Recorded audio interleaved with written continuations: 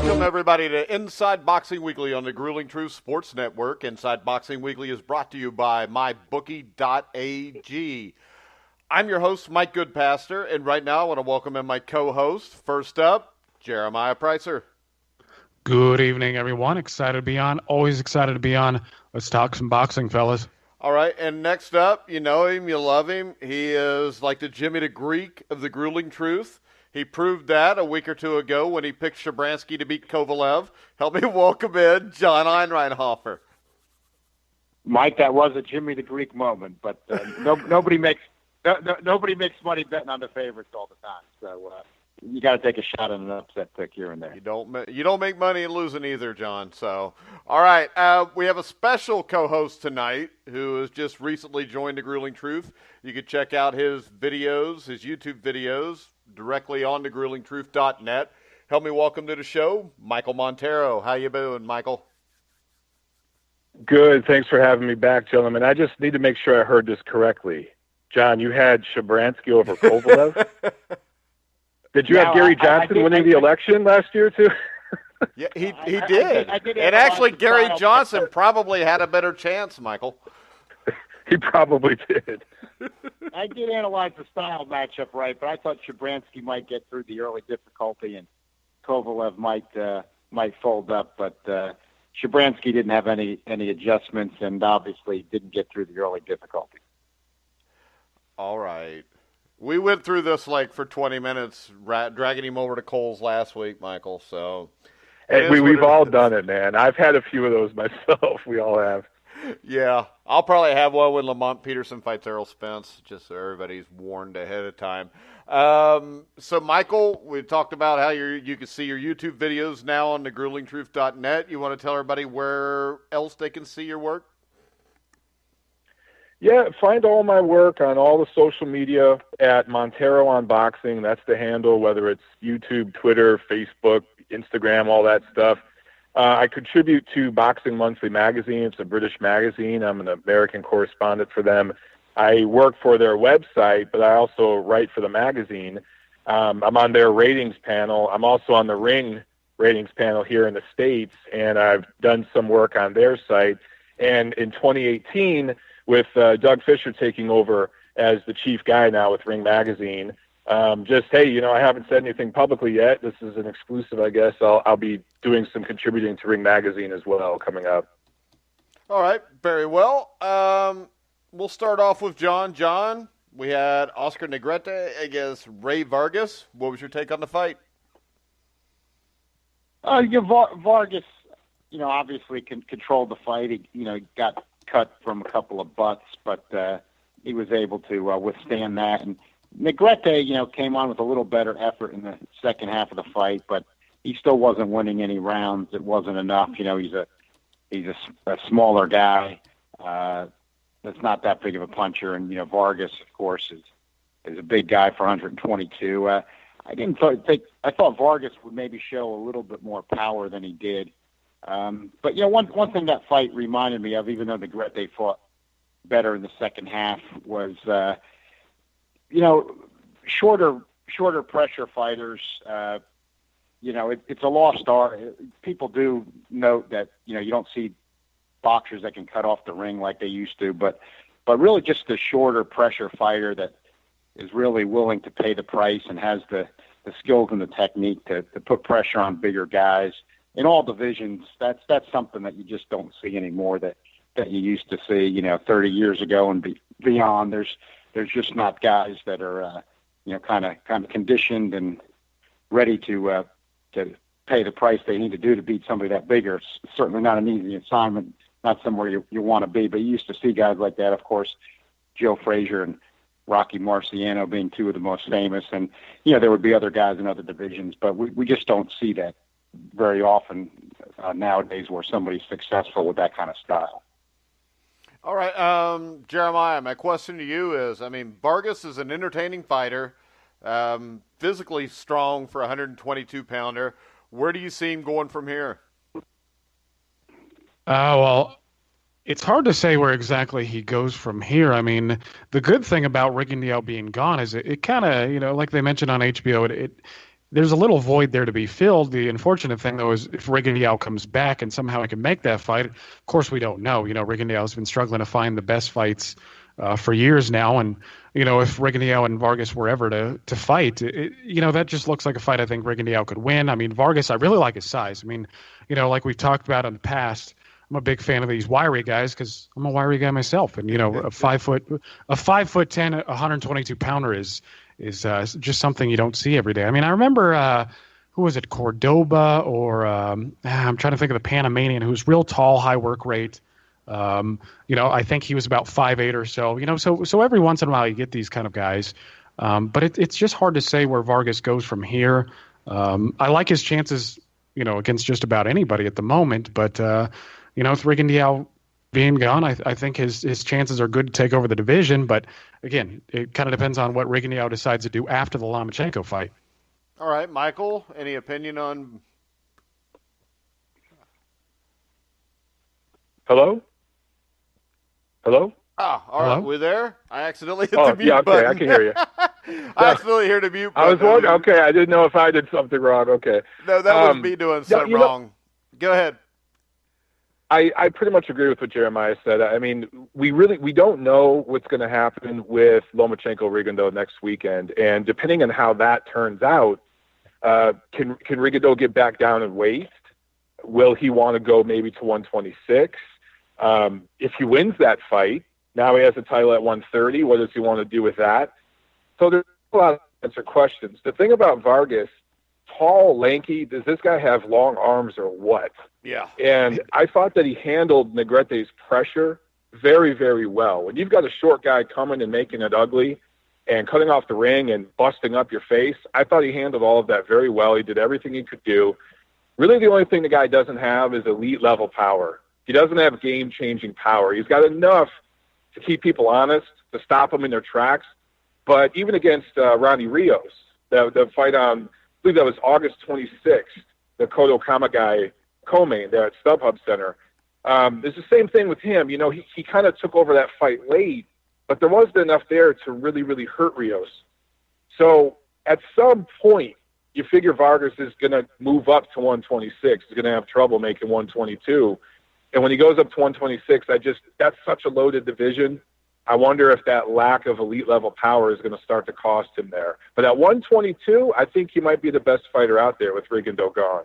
Yeah, I think he's the best fighter out there at 122, but I do think 126 loaded, and I'm kind of with you on that. I think he's going to have a lot of problems. Let's go ahead. We'll move on to Miguel Cotto. This is another fight John Einreinhofer got wrong, but so did all of us, at least me, Jeremiah, and John. Saddam Ali last night, Michael. I mean, that was a performance that I was not expecting. Yeah, Ali looked better at 154 than he's looked at 147.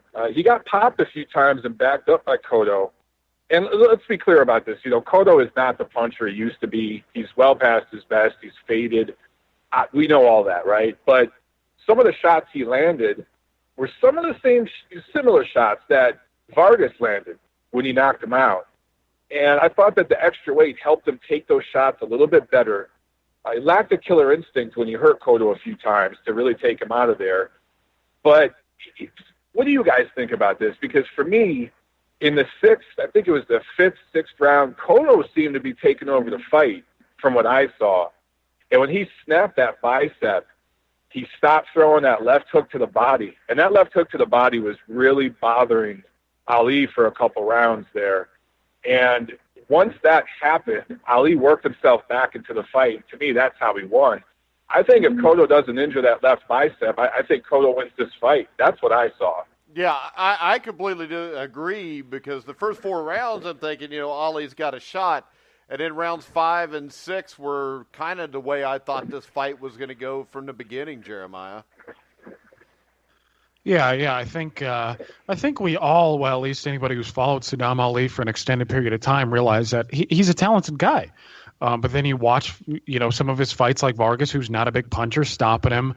I believe he was even hurt against Abregu, if I'm not mistaken. I think it was only temporary, but we've known, and this is why so many of us pick Cotto. I mean, not only is he the more proven fighter, but, Ali is chinny. So we're like, a well-rounded guy against a guy who, can't take a punch that well. Okay, it's only natural to pick Cotto. But yeah, I can certainly see what you're saying. I mean, it's unfortunate because if I'm not mistaken, that's what Freddie Roach was telling him in the corner, dig to the body more. He was starting to find it a bit better, like you said, in rounds 5 and 6. But I do think that if he doesn't hurt himself, he probably does take over the fight. He lands more punches, but that's not to say that, again, it's we got to read something into this. Of course, maybe with Cotto opening up more, maybe Ali finds a second wind. One thing for me also looked as if maybe it just wasn't the body shots that were tiring Ali, but maybe the event itself. Ali. He's never been in something like this, and I see a lot of these guys. They have this built-up nervous energy, and sometimes they find the second win, sometimes they don't. But of course, with Cotto opening up a little bit more, maybe he gets tagged a little more. But yeah, I would tend to favor the idea that Cotto eventually takes over and wins the fight. But I got to give Ali a lot of credit. I mean, he earned the victory. Again, a lot of us knew that he was really talented, and you see the little things that he was doing in the ring. That I was surprised by. I mean, he really stuck to a game plan pretty well. He tucked that right elbow in really nicely. He was crouching so as not to give Cotto a big target to bang on. He was very conscious of the fact of, what he thought Cotto might do. And, he was lacking a little bit in the jab and relying a little bit too much on his speed.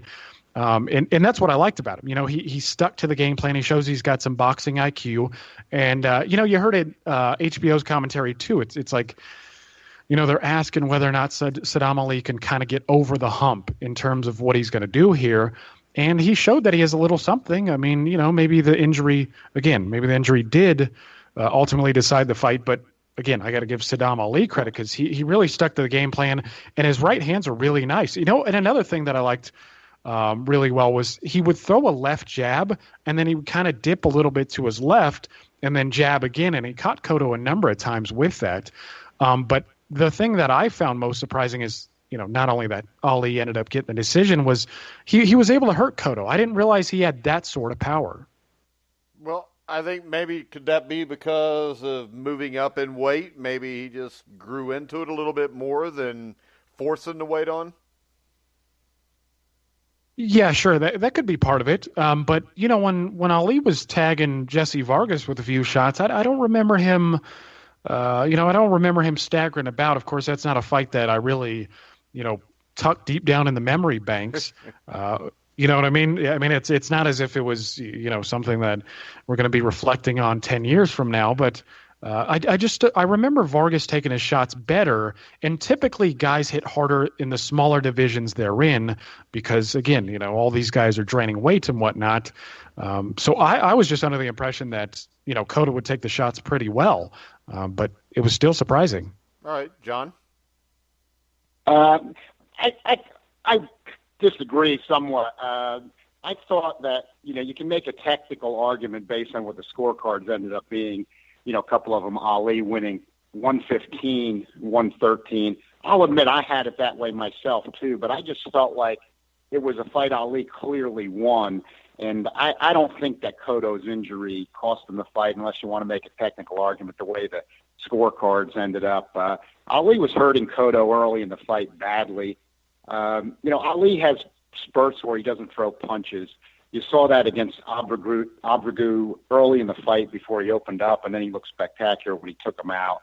And then he was doing the same thing against Jesse Vargas, and somehow Jesse Vargas, who was not a puncher, was able to take him out, which has got everybody understandably questioning Ali's chin. It held up pretty good last night, but Ali was hurting Cotto whenever he opened up on him. And I thought what really changed it in the second half was when he was hurting Cotto with the 1-2. He kept hurting him with the right hand. He was much faster. There was a huge speed difference. And then when he started bringing the left hook, that was a surprise. And he started hurting Cotto with the left hook. And when he started bringing a few left hooks, it didn't look to me like Cotto was really that interested in pressing forward and doing that much more. Cotto was lucky he went the distance in the fight. I thought he was taking so much punishment late in the fight that considering this was supposed to be his last fight. I didn't believe it going in, but I believe it now the way he looked, that, it was even questionable if you wanted him to finish the fight, looking at his face. And, he was getting hit on the top of the head and staggering, not good signs for a 37-year-old guy. He was getting touched on the head and his legs were turning to spaghetti. What I took from the fight, I think that was a lesson to all of us, because this is how we all make mistakes in predictions. Of course, it's hindsight, but you got to analyze that. That's what makes you better in predicting things. Is none of us should have been putting stock in Cotto beating Yoshiro Kamagai, who was about the last guy that Robert Guerrero beat before Robert Guerrero started losing everybody and ended up getting knocked out by Omar Figueroa. So I think that was a little bit of a lesson. When a guy lays off like Cotto did, he comes back and he beats Kamagai, and then you say, oh, he looked pretty good, and I fell into the same trap. You got to remember he's fighting Yoshiro Kamagai, who's not going to beat a lot of top 10 level guys. He's not going to beat any top 10 level guys. Let's face it. The WBO puts an alphabet belt on it, and we're saying, well, Cotto beat Kamagai. That was probably a mistake for everybody to put too much stock in that. And, I thought Ali looked real good. He looked like he did against Abregu. I think Andre Rozier deserves credit, too, in the corner. I think he did something that a lot of cornermen don't do. They're afraid to tell their guys to do in case the guy gets caught, which is, you got this guy hurt, get him out of there. Don't leave it to the judges. It did end up going to the judges, and he pulled out the win. It was close. But to me, it confirmed that Rozier was giving him good advice, telling him to get him out of there. And that advice still, to me, won Ali the fight, because it got him to pick up the pace enough to make it clear that he should get the decision. And, Rozier also works with Danny Jacobs, so he's on a pretty good roll right now as a trainer. All right, guys, real quick, we're going to take a break, check a word from our sponsor, mybookie.ag. We'll be back with a preview for Lomachenko-Rigondeaux. Hey everyone, my name is Alex Golden. I am the host of the Courtroom Podcast, an NBA debate show here at The Grueling Truth. And I'm here with one simple message. If you're watching the games, it's time to start making money. The Grueling Truth has partnered with mybookie.ag, an industry-leading sportsbook website who reminds you that where you bet is just as important as who you're betting on. And that's why the Grueling Truth urges you to check out mybookie.ag. In addition to the usual thousands of odds, money lines, proposition bets, and futures offered on mybookie.ag daily, they also have in-game live betting and a mobile site that makes wagering on the go easier than ever. So join now, and mybookie.ag will give you a 50% bonus on first deposit for up to $3,000 in extra playing money. Just enter promo code TGT50. That's TGT50 to take advantage of this offer.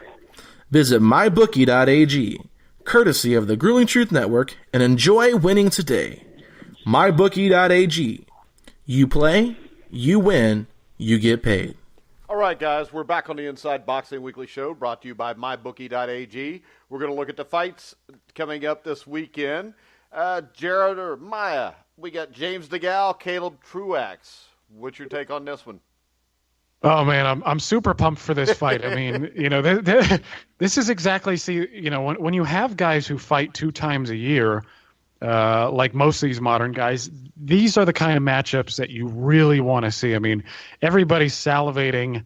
Just frothing at the mouth that this is taking place. No, this is just not an interesting fight at all. James DeGale is actually a guy that I like. I mean, stylistically, there's something that appeals to me. I mean, he works hard. He's a tough guy. He can box a bit. He can switch stances. But at 168, where there's a number of guys that he could fight, that would be more. Well, I mean, there are about 30 guys that he could fight that would be more interesting than this, either 168 or 175. It doesn't look like a competitive match on paper, and it doesn't. I'm almost sure it's not going to look like a competitive match in the ring. I mean, this is just kind of I don't know what it is. A stay busy fights. I mean, again, when you're fighting twice a year, I don't know what you call something like this. It's just unfortunate. The card itself is just not all that interesting. But I think James DeGale probably gets a mid-round stoppage here. His best bet is just to prove that he's, everybody already knows he's a top-level 168-pounder. But what he should do is go out and get Caleb Truax out of there and keep people clamoring for the future fights. So we've got the WBSS, and that's taken. We're waiting for Eubank and Groves and Smith to participate in that. So James DeGale's got to go out there. He's just got to get it, stop the guy, and again, just make sure he's relevant.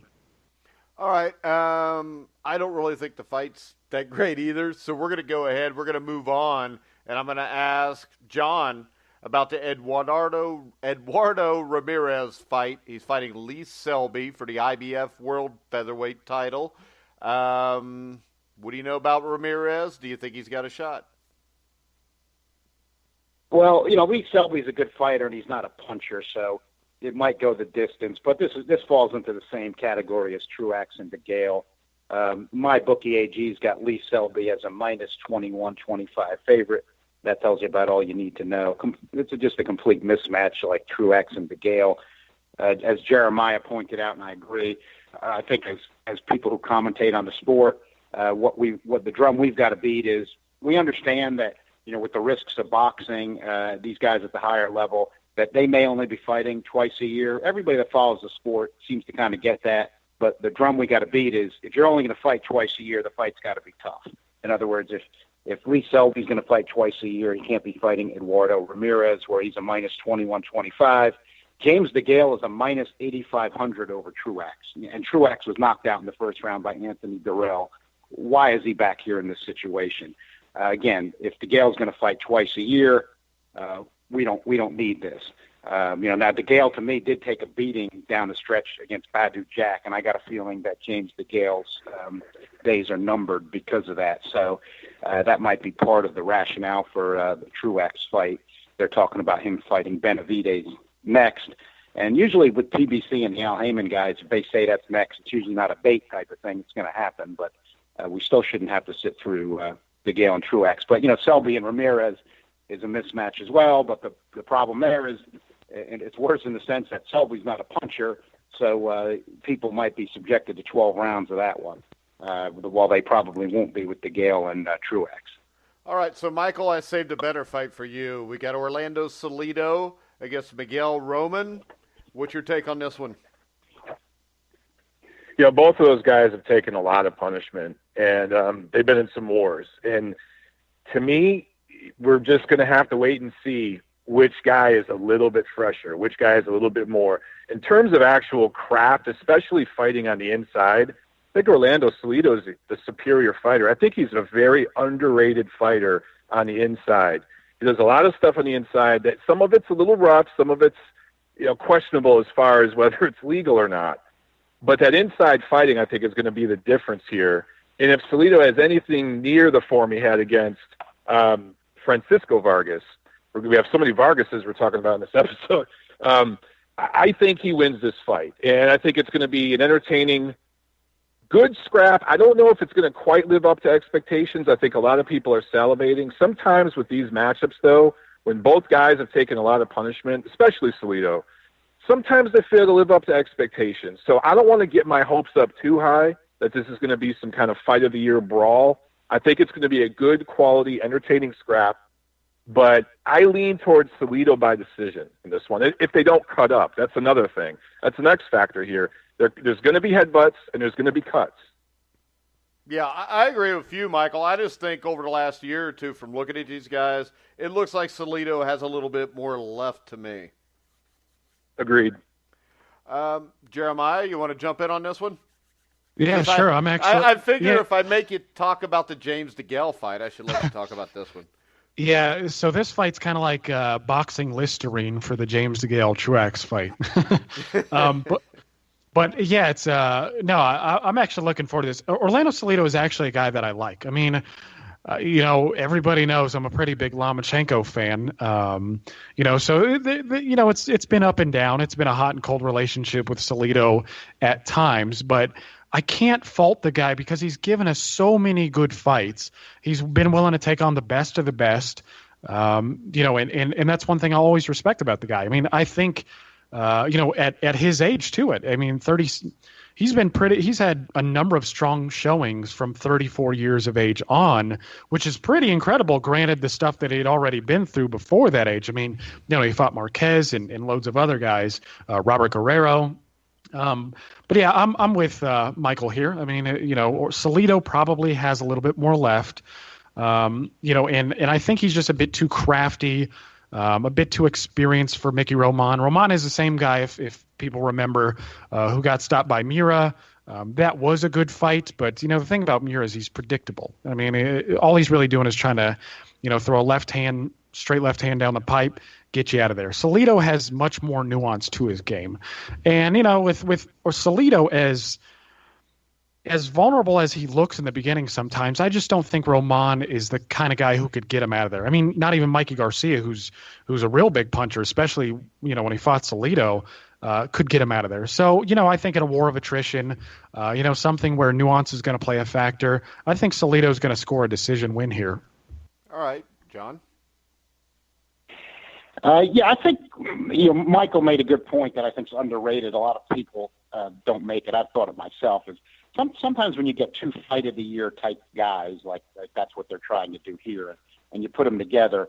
Sometimes when they've been through a lot of wars, sometimes there can almost seem to be, as Teddy Atlas might call it, kind of the unspoken deal where they're still fighting to win, but they kind of get going and they say, we're just not going to do that this time. We've both been through enough of this, and we'd like to get out of this with some of our health. So I'm not saying that's definitely going to happen here, but it's a good point that sometimes it can surprise you when you think you're going to get one of these, and the guys have just been through it too many times.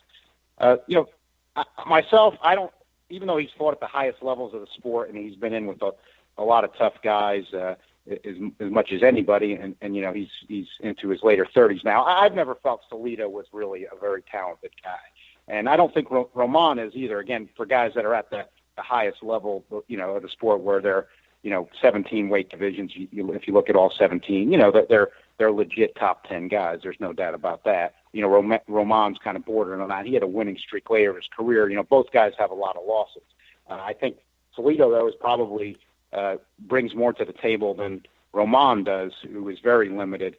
And that's where I would concur with everybody that, I've never been, Salido's a little too crude for my taste too, just with the tactics. Like I said, I think it's enabled him to fight at the highest levels of the sport for a long time and hang in there. But I don't think he's an overly talented guy, but I think he's got enough to decision Roman even at this stage. Salido did look better than he has for a long time against Francisco Vargas, but when you saw the beating Vargas took against Burchelt, and he just looked so limited. Vargas didn't quite, I think, bring to the table what I and a lot of people thought he did, maybe a couple of years ago. So I think we got to, again, take that into context, just like when I was talking about the Kama guy with Cotto.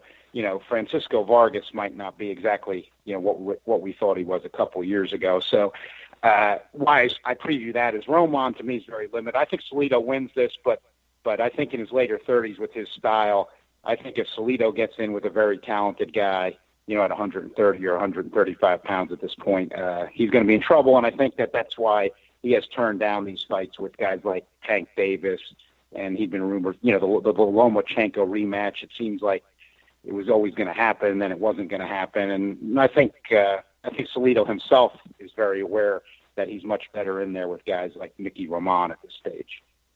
All right, guys, that brings us to the point of the show where Jeremiah gets a little excited because he's got a man crush on Lomachenko.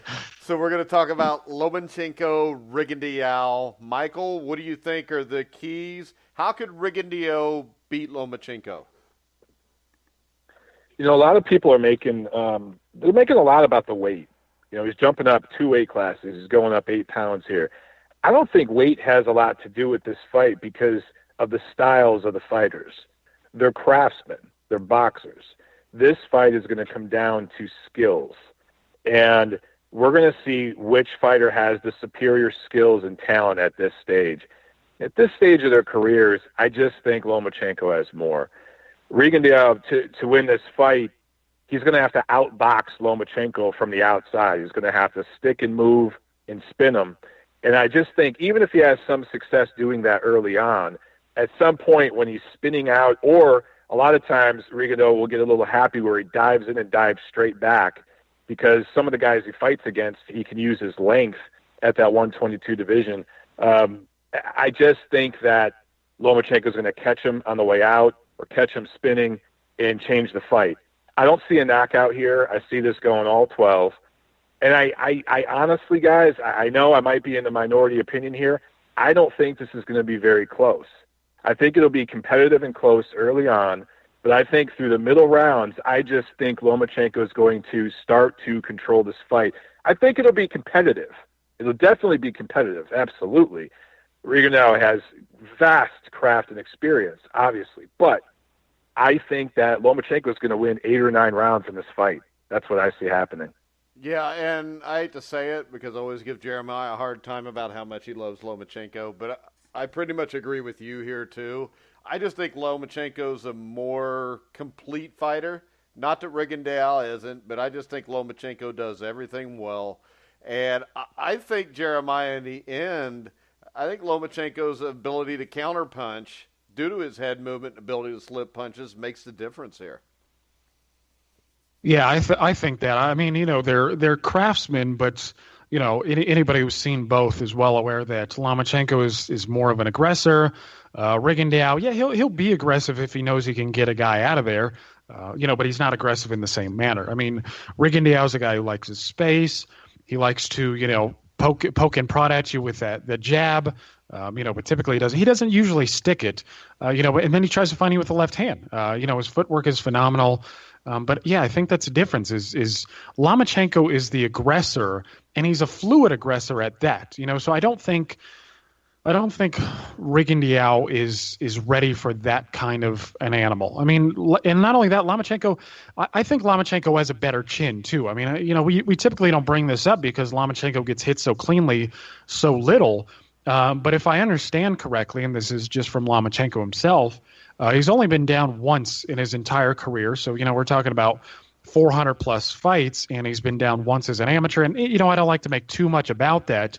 But when you look at Lomachenko's fights, like his last fight against Mariaga, he does get tagged cleanly from time to time. And, when you fight aggressively, that's just the nature of the beast. I've seen Lomachenko take some clean shots from Jason Sosa. Again, not a big puncher, but Mariaga, decent puncher, and he never seems bothered by any of it. Whereas with Rigondeaux, and I don't want to make too much about some of these, but, he was hurt a couple times against Morocquin. He was knocked down by a jab against Cordoba in a split decision win. He was knocked down by Donaire. He was also knocked down by Amagasa. So, when I look at these factors, I look at the fact that Lomachenko is, he can throw 1,000 punches in a fight if he has to. And, Rigondeaux I think he's just too set in his ways. He doesn't look like the kind of guy who, if it ever comes down to the nitty gritty, they have to get shoulder to shoulder. He doesn't look like that kind of guy who's going to infight well. And not only that, that's one thing about Cuban fighters that I notice. It's, in the amateurs, you don't really have a lot of infighting. Well, in fact, in professional boxing, you don't really have a lot of it regardless anymore. But, it's not really a style of Cubans. It's a point picker system where, and that you see with Lara and other guys too, where they're tagging guys and kind of getting out of there. So, that's the difference for me is Lomachenko he's just going to be in his face. He's going to get caught, at some point, but I just think his chin is sturdy enough to hold up. And I think his work rate is going to be the difference. And not only that, I think he's going to pick up the timing a bit better. Rigondeaux, I think, has faster hands, but once Lomachenko kind of picks it up on his radar, in terms of functional speed, I don't think there's anybody quicker than Lomachenko, and that's going to be the difference for me. And I'm also going to pick a decision too. I think a 7-5 type decision, 8-4 wouldn't be surprising. All right. If I could just add to that real quick. Go ahead, Michael. I'm sorry. One thing I just thought about with everything Jeremiah said, which I totally agree with, I think Lomachenko's more battle-tested as a pro. You can make the argument that second professional fight he had against Orlando Salido was his graduation. Yeah. That was his master's degree moment in the professional ranks about grinding shoulder to shoulder against the guy who was essentially a welterweight that night, who cheated him on the weight. And then you talk about hand speed. Rigondeaux's fast.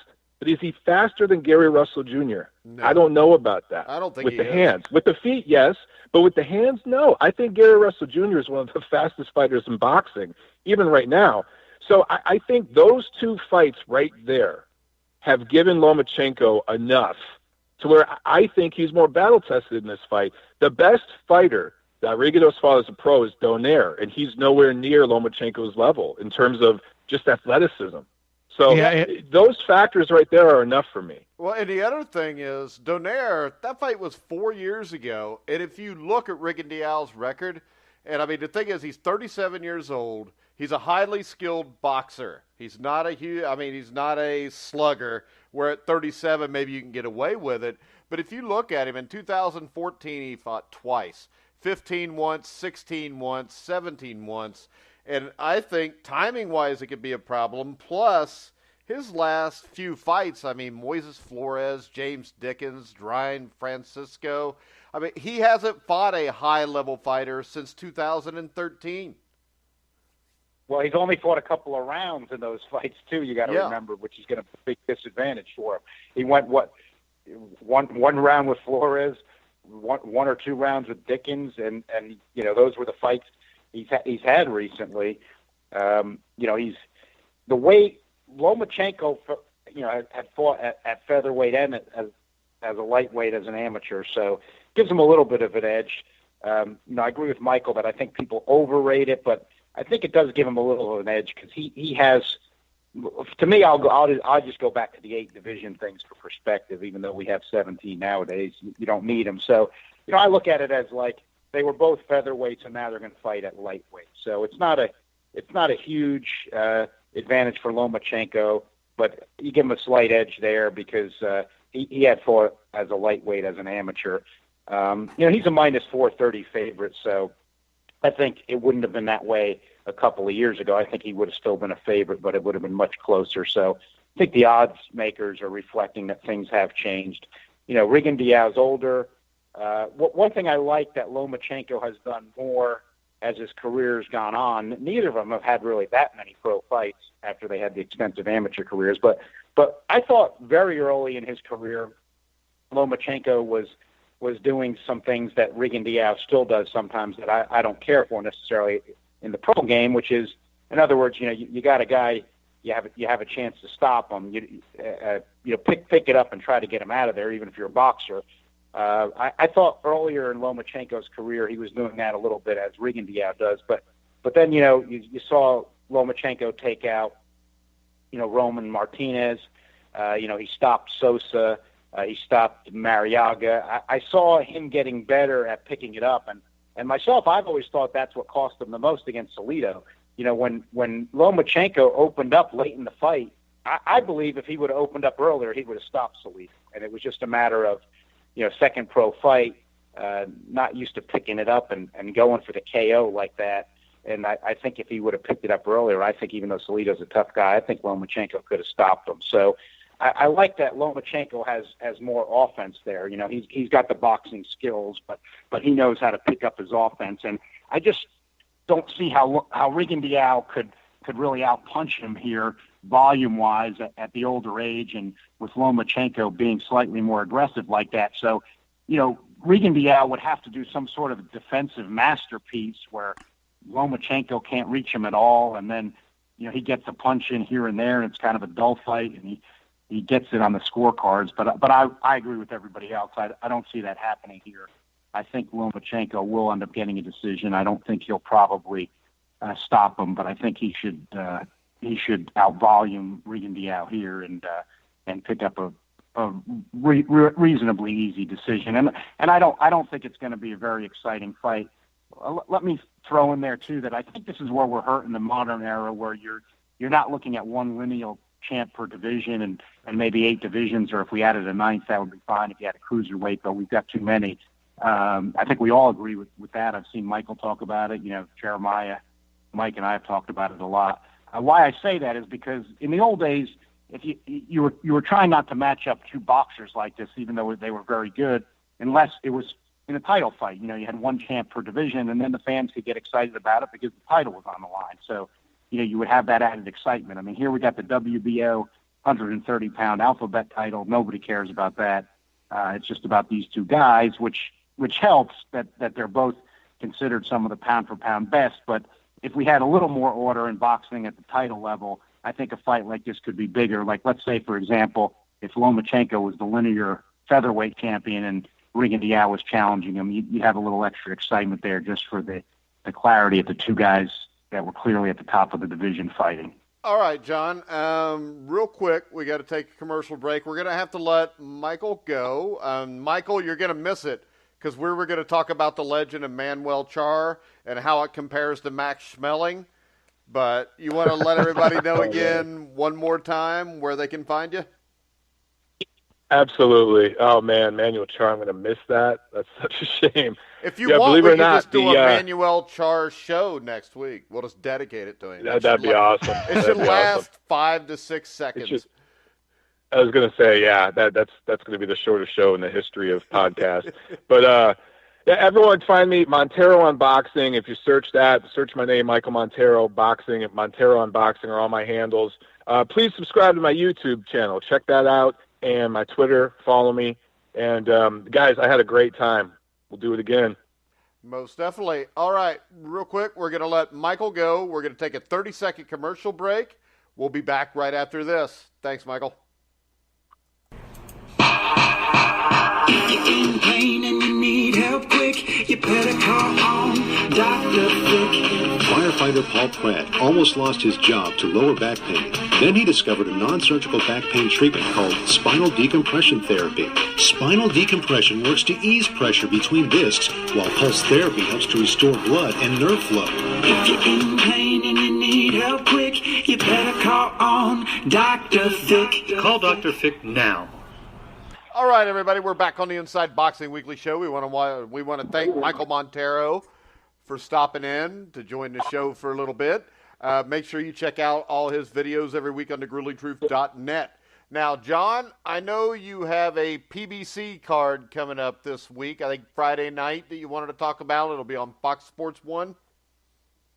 Yeah, I'm going to make a case. It's a close one, but I'm going to say, and I understand that some of these guys have seen better days, but despite that, I'm going to say that I think this could end up being the most interesting card of the weekend what's going to take place and action-wise. You've got Ahmed Elbiali, who he's been helped by PBC. Al Heyman manages him, and he's had quite a few appearances on basic cable and free TV. He's a light heavyweight puncher. Interesting guy. He's a college graduate. But he's in the fight game, and he's a big, aggressive puncher who has a lot of legitimate power, and he comes after you. Don't know what his all-around game or his defense is going to be, but he just came off a big, quick KO over Christopher Brooker, who is a tough spoiler guy who just doesn't lose like that normally, and that was Elbiali's last fight. So they've got him in with Jean Pascal. Pascal has certainly seen better days, and I'm not sure at Pascal's best days. He had some moments, but I think maybe he benefited from a weak light heavyweight division in his heyday. But anyway, he has had a good chin. I agree with that. He got stopped by Kovalev, but we saw how good Kovalev came back against Shabransky, and only having lost the Ward, we know how good Kovalev is. So there's not really a shame there. So Pascal's shown a good chin throughout his career. And, he just went the distance with Elidir Alvarez in a loss. But he's a guy that a lot of people have I think it's a little high, but they have him as top 3 light heavy. So, Pascal, Elbiali, that's a bit of a jump up for him, but he's a big, aggressive puncher. So, and Pascal has always had a pretty solid chin. So I think that's an interesting fight. And you have also on that card Edwin Rodriguez, who just can't be in a bad fight. He got outboxed by Andre Ward, but there's no shame in that, of course. And then, he had Rock Thomas Williams Jr. was coming after him early on in that national TV Fox fight. That was a great fight, even though it was a short one. And then Williams caught him with a bomb and took him out. But those are his only 2 losses. He's got some other solid wins, and he's going to take on Chad Dawson, who, we know Dawson's had better days, but he's a former linear light heavyweight champion. And, he did go into the final rounds with Fonfara recently in in a fight that he got stopped late, but was competitive up to that point. And we know Fonfara got blown out by Stevenson, but still, at least Dawson's been back recently in a competitive fight. So, Edwin Rodriguez trying to make his way back. He's an entertaining light heavyweight guy. Him and Chad Dawson, I think, with Dawson's experience, if Dawson's serious about continuing on, of course, he's got to do something. So I could see those being two entertaining fights. And when I compare them action-wise with what else we've got this weekend, you got Salido and Roman, but I don't know. I think this card might be the best card of the weekend in terms of action. So free TV, FS1, I think it's definitely worth checking out on Friday night, December 8th. All right, Jeremiah, do you want to comment on the PBC show, or do you want some other boxing news you might want to talk about? Yeah, I've got one that I've found surprisingly under the radar here, and well, maybe it's not surprising seeing as how little boxing people really care. I mean, it's just I find it atrocious just how the general attitude towards the sport. But there was a breaking story a while back actually. And I'm not sure who it might have been Thomas Hauser who broke it first. I know Dan Raphael from ESPN was also on top of this. But the Arkansas State Athletic Commission allowed a boxer who was HIV positive to fight November 11th. And the records themselves, the testing to make sure the fellow wasn't HIV positive, were falsified. So that's what I wanted to bring up, is that the Arkansas State Athletic Commission is in some hot water at the moment for accepting this crap. And it's just it's stuff you don't want to see in the sport. I mean, risking another guy's health by letting somebody like that fight. It's just not something you want to see.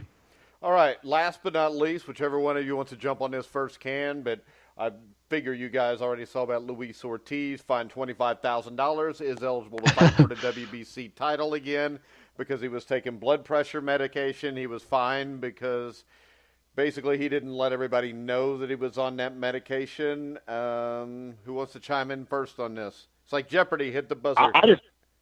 All I'm going to say there is I've got troubles with, to me, Ortiz and Povetkin are two-time PED offenders, and they're just paying fines now, and they're being allowed to fight. And boxing's the most dangerous sport. If you have somebody in there on PEDs, somebody can get hurt anyway in any fight, and somebody who has an unfair advantage like that, it's easy to see what the risks are to the opponent, and it just seems like that there's got to be more punishment for these guys.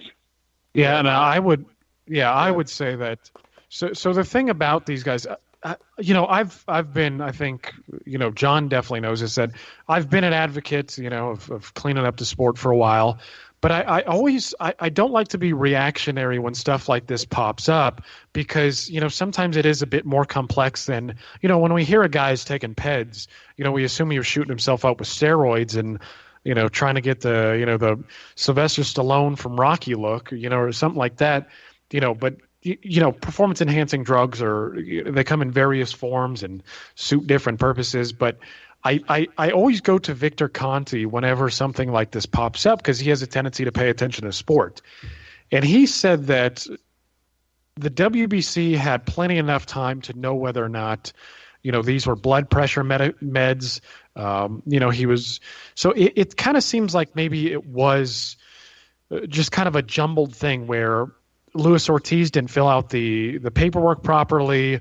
And maybe this was in fact, blood pressure medication. Victor Conti doesn't seem to be jumping all over Luis Ortiz. There are definitely times when he has more serious concerns, and I just have a tendency to sway. I have a tendency to sway with whatever wind that he is going on there because he knows a lot more than I do, and he seems to be one of the few people who's actually paying attention to performance enhancing drugs in the sport. And one other thing I want to add, we were talking about Ray Vargas. I was wondering, do any of you know if there was drug testing for that fight? And the reason I ask is because, the WBC is supposed to be doing this clean boxing program, but I don't recall ever hearing about Ray Vargas doing any testing. And, when I see big pimples on a guy's chest or arm or whatnot, I've always got concerns. And, I noticed that on Ray Vargas's shoulders as well. So, I don't know. It's just one of those things that, somebody's got to do something better to clean up the sport. And really, they're just not doing enough. I mean, what's the point of even having a drug testing program if you're just going to let guys off with, $25,000? Well, in Povetkin's case, $250,000. Yeah, but does that mean? Go ahead, John. I was going to say Ortiz has done it before. That's the thing. I mean, this is not Ortiz's first offense. He's already been out for it, so you'd think the guy would have to be extra careful. And the patterns are there. You've had it in baseball with Alex Rodriguez, these multiple offenders. These guys get psychologically hooked. I mean, sometimes they might not physically even need it, but I think that's the thing with PEDs, that there's a psychological effect. Once you think you need them to perform, it's hard for these kind of guys to get out there and not try to take them when they're going to perform, because they're already mentally reliant on them. And I think that can be a factor with these repeat offenders. That's the thing. I'm sure $250,000 is, it is quite a bit of money, but like I think Jeremiah had pointed out, which is true, Povetkin's got a Rubinsky, the big money promoter, in Russia, who, was involved in litigation in the U.S. and the Wilder thing, from the Wilder Povetkin fight, and lost that civil suit. But the guy's got a lot of certain Russians, at the top of their economic scale, made a lot of money. When their economic system changed, some of these people just have, ungodly amounts of money, and he may very well be one of them. And you do have to put it in perspective. If he's going to pay that $250,000 for Povetkin, that might be about like a nickel for Rubinsky, and that's the problem here. It seems like they've got to be out for a while, but that's the only thing that is going to really be the deterrent. Yeah, well, and my guess is that, the vast majority of people who are doing them in boxing anyways aren't getting caught. I mean, it's, the drug testing programs in general in boxing are just terrible. I mean, they're awful. Like Victor Conte calls them dummy tests. Yeah, you have to be an idiot to get caught. Unless you're doing VADA, which seems to do a real good job. I mean, even places like USADA. I mean, we know very well that. I mean, anybody who's read Thomas Hauser's pieces, that USADA has covered up for people. I mean, they've thrown away results. I mean, I remember when Winky Wright and Peter Quillen fought one another. USADA actually threw away Winky Wright's. They threw away all of their They threw away all of their samples. And when Winky Wright was like, "Well, why did you do that?" USADA's explanation, I shit you not, was that we just wanted to show you guys that we could test you. And not only that, this is the same Peter Quillen who's been working with Memo Heredia for years. I mean, it's just, my guess is that the vast majority. My guess is that most top level boxers are using it. It's just we can't catch them. Nobody really wants to. Yeah, and to tell you the truth, that's why I still want to see Ortiz and Wilder fight. I mean, it's to the point that as an NFL player. I mean, the majority of linemen are doing it, but like with the NFL, they'll warn you a couple weeks ahead of time when they're going to come in and test you. As a boxer, when you're going to be tested. So the only people getting caught here, John, are the idiots. Well, yeah, you'd hope that it's getting better, but boxing's never been known for its order, and like I said, sometimes there's some. Let me put it to you this way. All right, I know a lot of NFL players, the majority are doing something they shouldn't have to or shouldn't be doing. But what you got to remember is this: if you win, you get paid, and you get paid more after that. And with something like that out there, it's hard to be clean and honest when you got to feed your family. Well, that's what I think a lot of these guys do look at it as, is that the monetary gain is so high that. They're going to take the chance to get that kind of money, in all the sports. That's the thing. A lot of guys in baseball who did it, they got the big paydays, they got the big contracts. They didn't have to give that money back for the most part, the vast majority, and nobody had to give all of it back, of course. So, so they could look at it financially that they gained anyway. And I think a lot of the guys probably look at it that way. You look at a guy like Wilder, he's never tested positive. You look at his weight for his height, he doesn't have a steroid profile. I mean, there's probably some guys out there that are clean, and that's the thing. You want to protect these guys. They're in more danger. There's been some guys in baseball that have never been accused of it. It's not, again, it probably more have, but so if it's like that in baseball, and boxing's a sport where you can get brain damage, when you're in there one-on-one, it's even a scarier situation for these guys. So obviously the only way you could start to cut it out would be an assurance where fighters really believe that they know their opponent's not coming in there dirty. That's why you always wondered about the Mayweather Pacquiao was, if Mayweather was Mayweather serious? We didn't want to fight Pacquiao earlier on when he said that, and they didn't have the VADA testing. I mean, if Mayweather's been clean, I don't know. I don't know. But if he has, let's say in theory, if he has been, and he's saying I don't want to get in with a guy like that. I mean, we just don't know. What's real and what's not. Yeah, and I think in the end, I mean, if I told you right now you could do steroids for 6 months and become heavyweight champion of the world, would you do it? No, I wouldn't. Yeah, you would. For that much money, your wife will make you. Well, hold on. How are you promising? Well, I understand this. Well, I'm just saying this is a hypothetical. Yes, but I that's what understand. These guys are thinking. Well, and not only that, I mean, we've got to talk about this. We've got to reflect on this too. Is that boxing is a sport where many of these guys have character flaws. I mean, they come from poor backgrounds. They don't know what it's like to have money, and a simple taste of it can be all that it takes. I mean, like you said, when you're only collecting 2-3 paychecks a year, or in Rigondeaux's case, you're collecting 1 paycheck a year.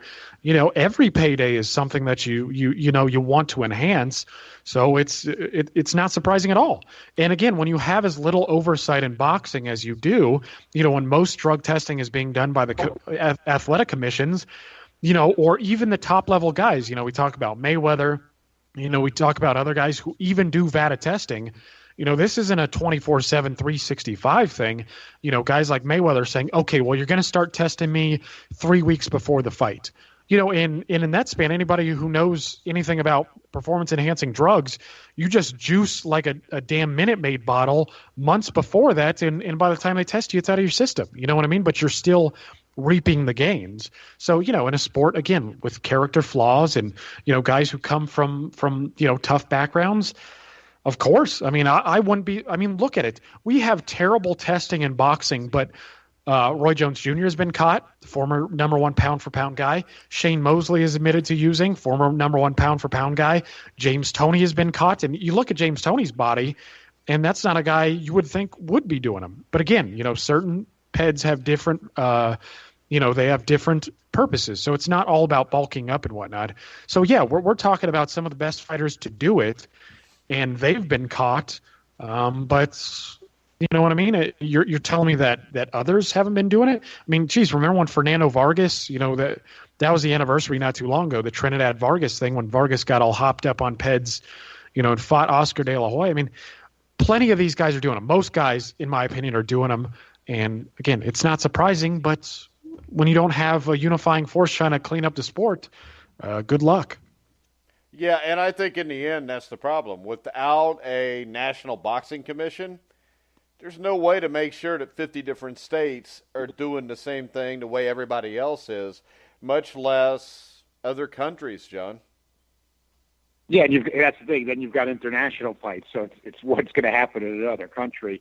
And all the alphabet organizations are crooked, let's face it, so you can't rely on them. Look at the chaos after Neri, knocked out Yamanaka for the bantamweight WBC belt. He tested positive, and then they're saying they weren't going to do anything to him anyway, and they were waiting. That's a second fighter the WBC did that to, and the other was a Mexican. Remember, I think Francisco Vargas was popped, and they both use the excuse of tainted beef. I guess that's just a problem. Right. Yeah, but the WBC. and they don't apply these things, in any uniformity. So they strip some guys. They consider some contests no contest, some not. Like I remember when Dennis Lebedev was beat up by Guillermo Jones, and they let Jones take the title, even though he tested positive. I mean, what are they doing here? Well, with Jones, I think it's because they gave him 37 title shots before he won it, so they didn't want to take it away and try to justify another shot. Because with Jones, wasn't he fighting for the title in like the 80s and 90s also? It seemed like it. Well, he's like a 154-pounder. That was what was always bizarre about Guillermo Jones, that he became a cruiserweight. Yeah, but I'm pretty sure, wasn't he at one point like a Don King guy or something? He may have been, but I just remember what was funny is he was like 154 pounds, and then he was fighting for cruiserweight belts. Yeah. Yeah, he was kicking the crap out of Dennis Lebedev. Well, that's what PEDs can do for you. All right. Do we have anything else we want to bring up, guys? I did see today, actually, in the New York Times book review, there's a new Ali book out that's got a really good review. First book to come out, that since Ali has passed away, and then it covers his entire life and death by Jonathan Eig, and it's 623 pages. So, since there's been a lot of good Ali books out there, and they're saying this one stacks right up with them, and it says it doesn't gloss over anything. It just talks about the positives, talks about the negatives, and looks like a good book. So I didn't know one was coming out, and looks to be worthy of note. Yeah, right, go ahead. Yeah, I would add to that real quickly is James Ernest, a guy who does a lot of interviews for us. He had I'm forgetting the name now. Paul Beeston? Paul Beston? Yeah, he had Paul Beeston, and I saw a review for Paul Beeston's book in the Boxing Monthly, I believe today, by a writer named Gary Lukin, who I'm friends with, and he said it was a really good book. Said it was a tough job for the guy to cover, many different decades and many different perspectives, but he does a great job. So I would encourage people to check that out. I haven't got it myself, but I'm going to throw it on the Christmas list. Yeah, and James said the book was extremely good, for what that's worth. And James reads a lot of books because he interviews a lot of authors. He does a great job, too, and he's actually been adding some boxing content for us lately also. Yeah, and I think it's always interesting. I mean, the Grueling Truth, we get a variety of content around here. I mean, we've got video stuff. We've got Michael Montero stuff now. Where he covers a lot of modern topics. I pen articles, anything from modern to historical. John does interesting stuff with the original 8, and I really think that James stuff, like the Paul Beeston stuff, adds a nice. It just adds a nice little, it adds nice diversity to the website. I mean, it's always cool to see interviews like that where you get guys who, I hadn't heard anybody talk about the book. I got a ton of boxing friends, and only one of them talked about the book, but that was 2 weeks after it had been released. So it's just nice to see him get guys like that on. And also Tuesday at 11 a.m., James Ernest will also have Thomas Triber, the ring announcer, on. He's actually headed Wednesday to do the Frank Warren BT show in London with James DeGale and Lee Selby. That's awesome. Yeah, Triber's a good ring announcer. I like him. Yeah, so James Ernest will have him. You can look for that here in the next couple days. Also, if you're listening to the show live now and you're listening to it on thegruelingtruth.net, we're about done. So if you look up, you'll see our main article right now is the Ringside Boxing Show, who had Keith One-Time Thurman as a guest tonight. So make sure you check that out. And like I said, if you're listening in and you're a huge boxing fan and you're listening to us saying, I'm better than those dumbasses, you might be right. And if you are, get a hold of us at Grueling Truth on Twitter or thegruelingtruth@gmail.com. Send us some written content, or if you want to do a podcast, get a hold of us. We'll talk to you, and if we like what we hear, we'll add you to the team. And this team from Ringside Boxing Show with Dennis Raspani, or Dennis Raspani, Dennis Taylor, John Raspani, of course, Michael Montero, Bob Day, Buddy Gibbs, Jeremiah, even John Einreinhofer, even though he picked Shabransky. I really don't think, even if you go to the Ring Magazine, you'll find better content. We also added Chris Carlson, who's got the Rope-A-Dope Boxing Show. So with that, with Michael's show, with our show, tomorrow at 1 p.m. Eastern on thegruelingtruth.net, you can hear the old-time boxing show where me and Christopher Shelton's going to discuss the 2 epic Louis Schmeling fights. So make sure you come check that out. It's always fun arguing with Christopher. I can usually get him to back off, though. I need to get him a little bit more aggressive. So if you're listening, Christopher, come at me tomorrow. I'm not afraid. But also, we will be releasing the interviews we did with Clarence Bones Adams, super featherweight champion of the world, or super bantamweight champion of the world. Which was it, Jeremiah? Do you remember? Jeremiah. He was super bantam. Super bantamweight. That's what I thought. Yep. Also, we'll have an interview I did with Tony the Tiger Lopez. Great interview, asking about an hour. That'll be out this week on thegruelingtruth.net. Also, you can find that on Spreaker right now. Also, you can find the interviews I did with former middleweight contender Alex Ramos and former heavyweight contender, the real Rocky, Chuck Wepner, all on thegruelingtruth.net.